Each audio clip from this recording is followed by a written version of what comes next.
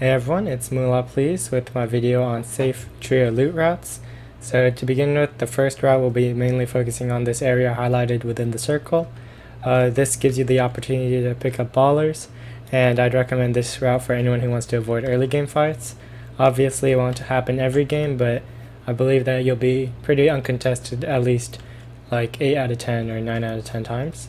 So the way I'll be structuring this video is by going through the loot routes that each individual member of the trio will be doing, since originally they'll be split and then converging afterwards. So to begin with, we'll have the player who lands at this pirate outpost. This pirate outpost is pretty decent for loot, and once they're doing that, they should check the amount of baller spawns that are in here, as well as coming up to this mountain afterwards where they can check if these tier houses are unlooted.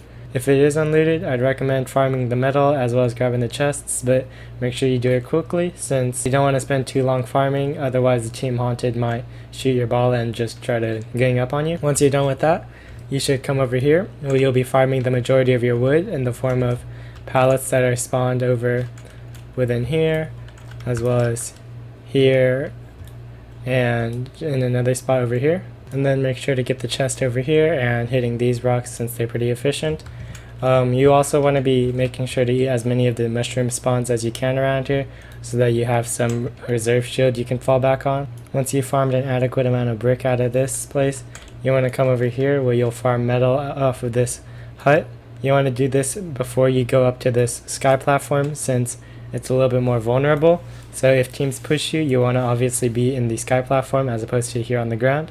And also you just want to make sure that you'll have enough extra metal for your teammates, since they'll be mostly farming their metal in villain base, and I don't think that that can support 2 people, so they might need to take a little extra from the sky platform. The second spot to drop at will be the sky platform, where they'll get the chests as well as the floor loot spawns and the chest underneath before looking for a baller either here or here perhaps, and then grouping up with the person in the villain base to farm the rest of their mats. The person in the villain base will just ordinarily land here and farm their mats as well as loot the spot like normal, but just sharing a little bit of loot with the person who comes from the sky platform.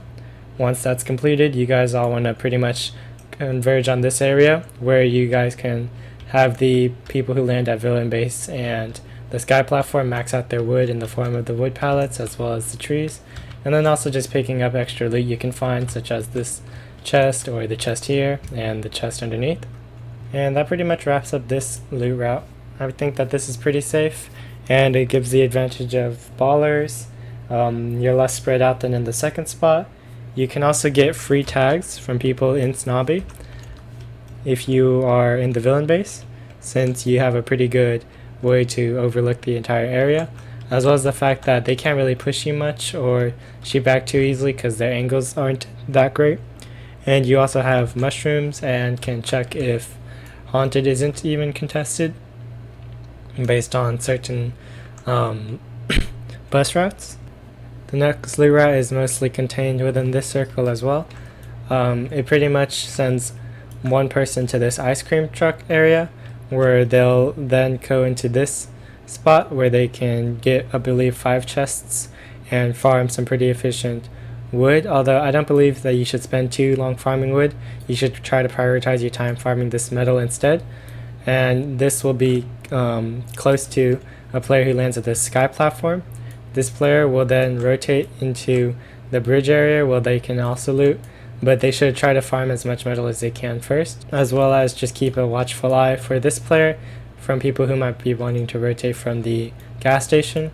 However, this player will probably be able to rotate out sooner based on the fact that the players on racetrack will spend more time farming brick as well as metal and all looting. Since this is smaller and there's not as much stuff to farm, you will probably be out faster. Conversely, the third player will be wanting to go to these 2 poverty houses and then taking a route where they hit this house and then up north this way towards Salty.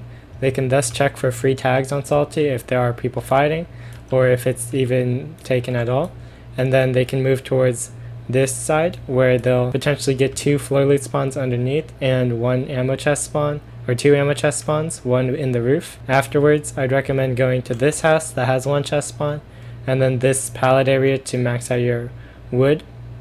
The reasoning that you would want to max out your wood here is because you can pretty much get your stone in other areas, such as just rock formations that spawn naturally, as well as many brick piles that are present throughout pretty much every house. Once you're done with that, you should come to this house where you can check if there's a vending machine spawn over here, and then finish that by going to this house where you will also just be farming.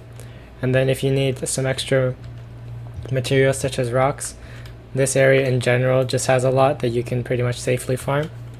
And for farming metal, I'd recommend going to the bridge and trying to get a little bit from the bridge itself or from the under area of the bridge to make it a little bit safer, or the railing over here, for example. Once you guys are done with that, you'll pretty much have this slipstream to rotate wherever you need to go. And the advantage of this area is that there's more ammo and more chest spawns, as well as 2 vending machine spawns. And when you guys are all converged on the bridge, generally that's around the time that people in Paradise will be rifting out, so you can get free storm surge tags on them flying through the air. So even if you're not contested too heavily, if you can really beam someone, then it's easier to avoid that storm surge tick later on. Well, that pretty much concludes this video. If you enjoyed it, then please leave a like and subscribe. Thank you.